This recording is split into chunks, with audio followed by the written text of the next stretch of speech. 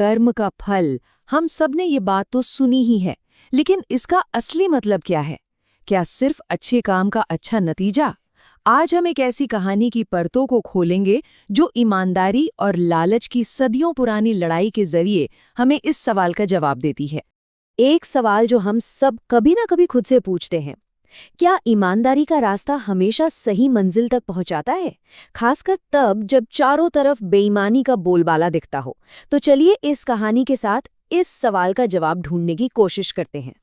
तो कहानी शुरू होती है कासगंज नाम के एक गांव से, और हमारे हीरो हैं रामू, एक लक्कड़हारा। रामू बहुत ही ज्यादा मेहनती और दिल का साफ इंसान था। भले ही वो गरीब था, लेकिन अपनी छोटी सी दुनिया में अपने परिवार के साथ वो बहुत खुश और संतुष्ट था। अब देखिए, किसी भी कहानी में मजा तब आता है जब दो बिल्कुल अलग तरह के लोग टकराते हैं। तो एक तरफ है हमारा रामू, जो ईमानदारी और मेहनत की मिसाल है, और दूसरी तरफ है सेठ लालचंद, जिसके लिए लालच और चालाकी ही सब कुछ है। बस इन्हीं दोनों के टकराव से कहानी का असली संघर्ष पैदा होता है। और सेठ लालचंद कैसा था? ये कोई छुपी हुई बात नहीं थी। उसके साथ काम करने वाले एक लक्कड़हारे के इन शब्दों से साफ पता चलता है कि उसकी पहचान क्या थी। ये सिर्फ एक आदमी की राय नहीं, बल्कि वो कड़वी सच्चाई थी जिसे सारे मजदूर रोज झेलते थे। तो चलिए कहानी में थोड़ा आगे बढ़ते हैं और देखते हैं कि सेठ का ये लालच किस हद तक जाता है। ये कहानी का वो मोड़ था जिसने रामू की जिंदगी में तूफान ला दिया। सोचिए, पूरे महीने की हाड़ तोड़ मेहनत, और रामू के हाथ में आए सिर्फ 2000 रुपए। ये तो उसकी मेहनत की तौहीन थी, सरासर नाइंसाफी। बात हुई थी 3000 रुपए की, पक्का वादा। लेकिन सेठ ने बहाना क्या बनाया कि भाई बाजार में लकड़ी के दाम गिर गए हैं। ये एक सफेद झूठ था जिसका एक ही मकसद था, अपनी जेब भरना और बेचारे मजदूरों का हक मारना। और ये सिर्फ 1000 रुपए की कटौती नहीं थी, ये एक परिवार के सपनों पर, उनकी जरूरतों पर चोट थी। रामू की अपनी पत्नी से कही ये बात उसकी बेबसी और अपने बच्चों की स्कूल की फीस को लेकर उसकी चिंता साफ दिखाती है। अब घर तो चलाना ही था, तो रामू ने हार नहीं मानी। वो दूसरा काम ढूंढने निकल पड़ा।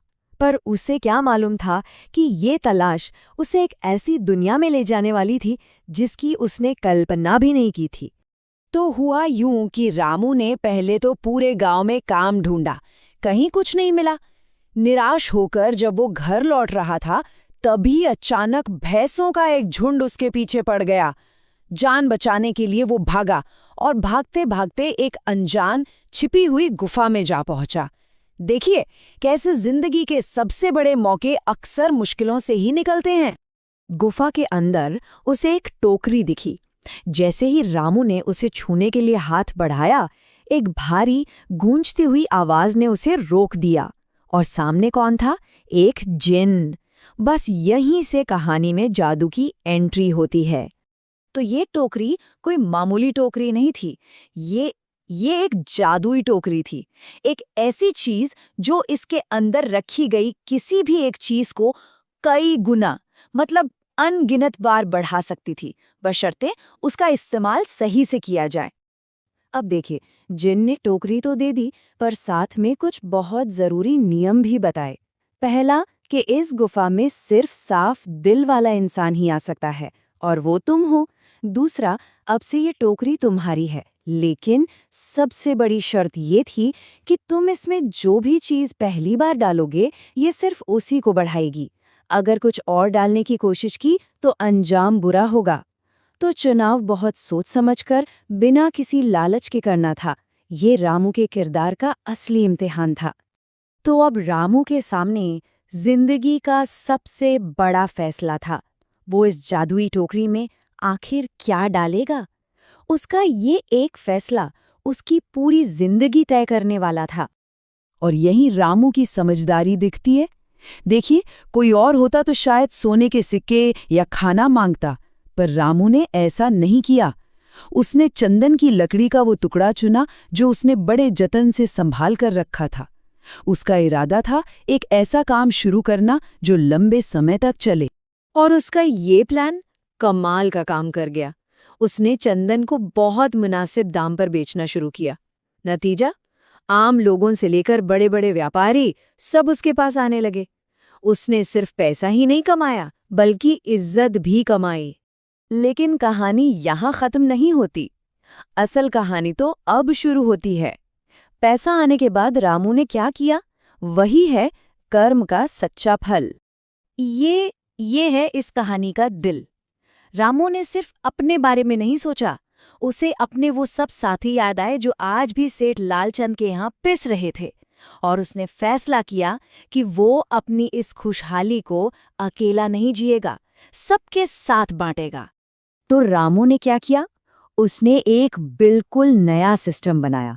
उसने लालची सेठ के लिए काम करना बंद कर दिया और बाकी सभी ईमानदार लकड़हारों को अपने साथ जोड़ लिया। एक ऐसी साझेदारी जहां काम भी सबका और मुनाफा भी सबका।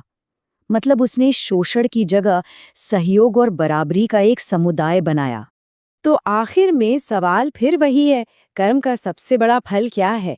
क्या वो सिर्फ धन दौलत है, या फिर उस दौलत से दूसरों का भला करने की नीयत और हिम्मत?